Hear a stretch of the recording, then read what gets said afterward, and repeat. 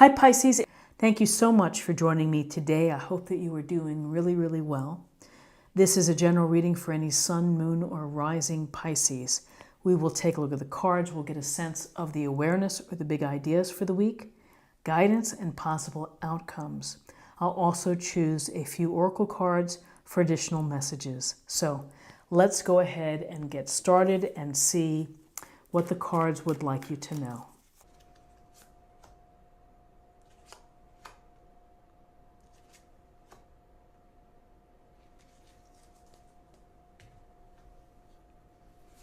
Okay, so we have the World Major Arcana, we have the Nine of Swords, and we have the Empress Major Arcana. So the World it's a card of fulfillment, it's a card of completion. And when we are able to fulfill our dreams, or when we're able to achieve our goals, when we step over that finish line, it feels really good. We feel that we've earned the reward that we've been seeking, which is to actually fulfill what we had hoped to do. So with the World, we think of the words completion, contentment, and fulfillment. Because, when we take on a task, when we take on a project, when we try to build out our dreams, there's a lot involved. It's the long and winding road. And sometimes the road is bumpy and sometimes it's smooth, and we deal with it. We learn to cope. And it makes us stronger, it makes us wiser, it builds our experience. And so the next time around when we try to do the same thing, we have some prior information that can help. So the World is truly a beautiful card, a card to celebrate what you have been able to accomplish.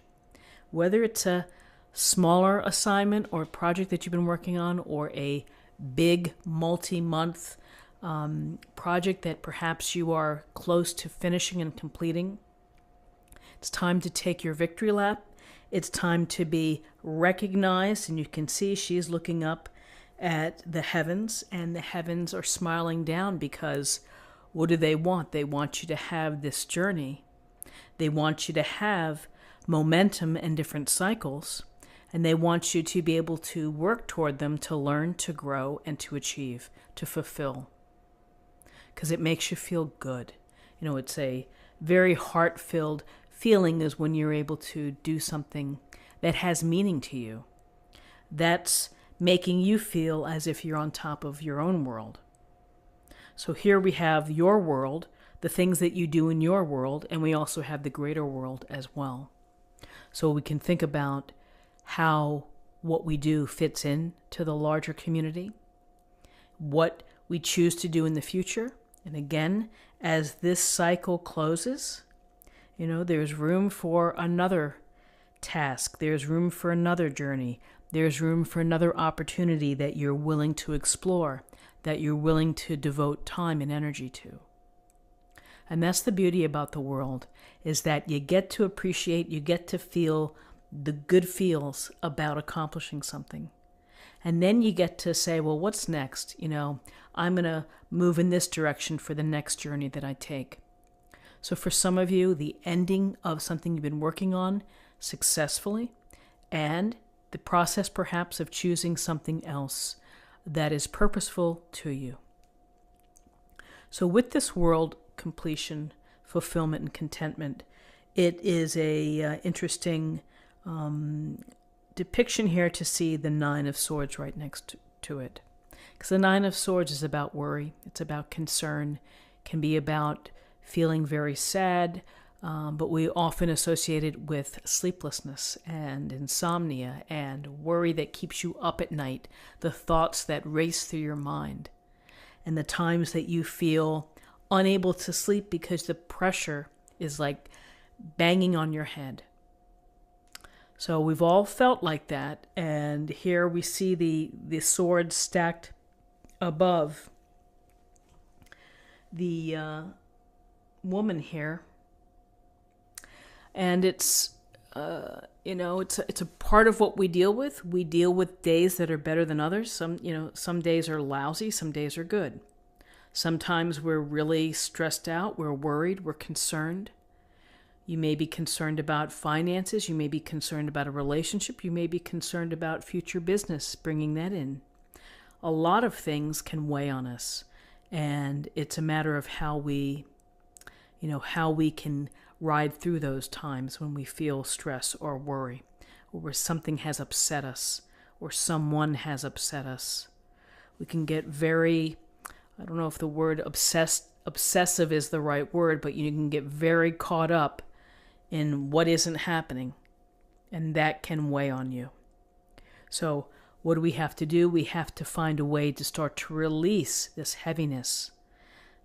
Focus on what you do have. Focus on something positive. Start a gratitude journal. One small step per day. Doesn't mean that all of this weight of the world is going to leave you. It just takes time to work through things. And ultimately, this too shall pass. It always does.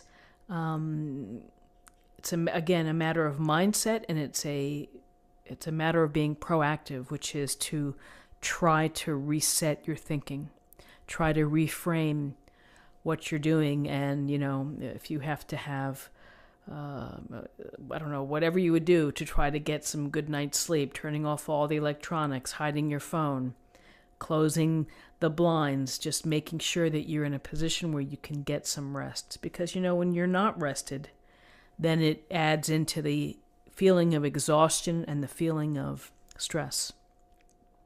So here's our beautiful Empress, right next door to the Nine of Swords. And the word that comes to mind is love. The words that come to mind, love and compassion. She is in nature. She is surrounded by abundance. She has created comfort within her life. That is important to her, to feel comfort, to feel proud perhaps of what surrounds her.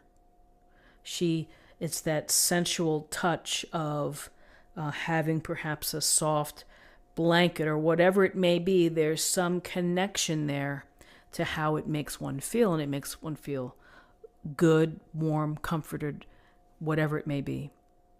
So this Empress is our motherly idea of someone who is feminine and someone who has the possibility of being a mother, either with child or thinking about children, dealing with children. But it's the connection to the feminine ideal of being supportive, loving, kind, thoughtful, nurturing, of nurturing the unborn child for 9 months, feeding it, making sure that she stays healthy as a new mother would do. This also can be symbolic of your ideas, of nurturing your ideas, of being creative, of being inspired, and doing all the things necessary to make them come alive, to take action, to enjoy them. Enjoy your passions, enjoy your creations, enjoy your inspirations.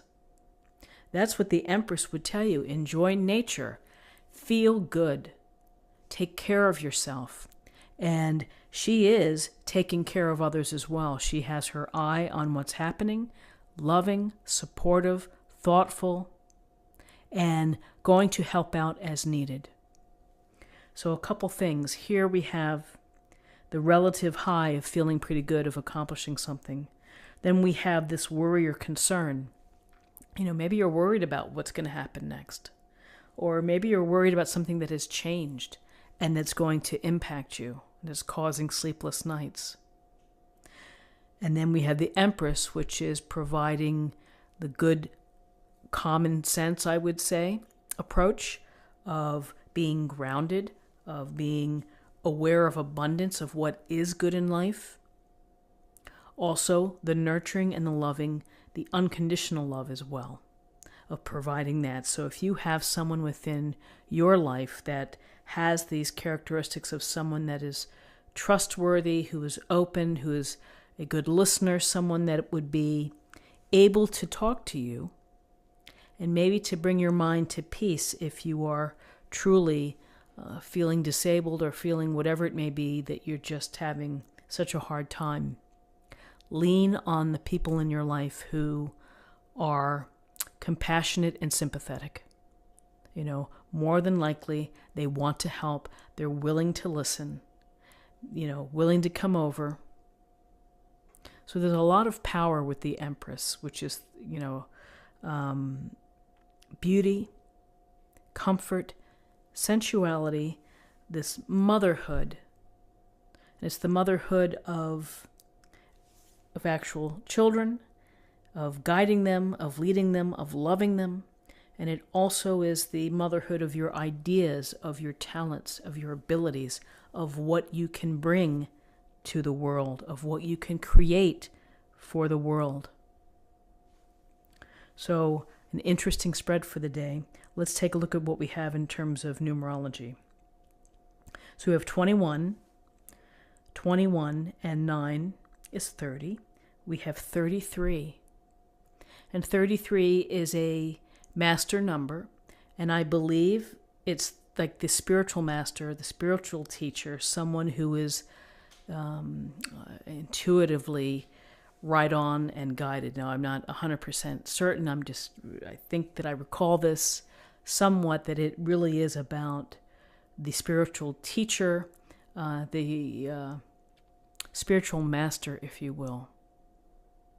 We'll have to look that up, and we'll leave a comment below about what you think. So, to close the reading, let me choose an oracle card for an affirmation or a thought for the day.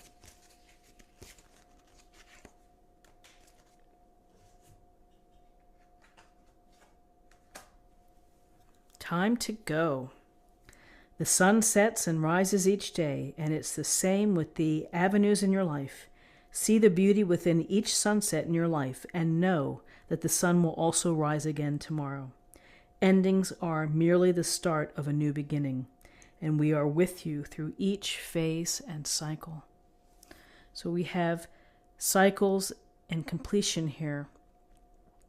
We have the idea to hold on to something that brings comfort to you, which is the sun does rise every day. You get out of bed, you put your feet on the floor, you get dressed, and you never know what may happen, all the good that can happen. So I think that it's a beautiful card and a beautiful thought for the day. So friends, this is what I have for you. I hope that you found something helpful here with this reading. If you did, please subscribe, like this video, share this video, and I will see you tomorrow. Take care. Bye-bye.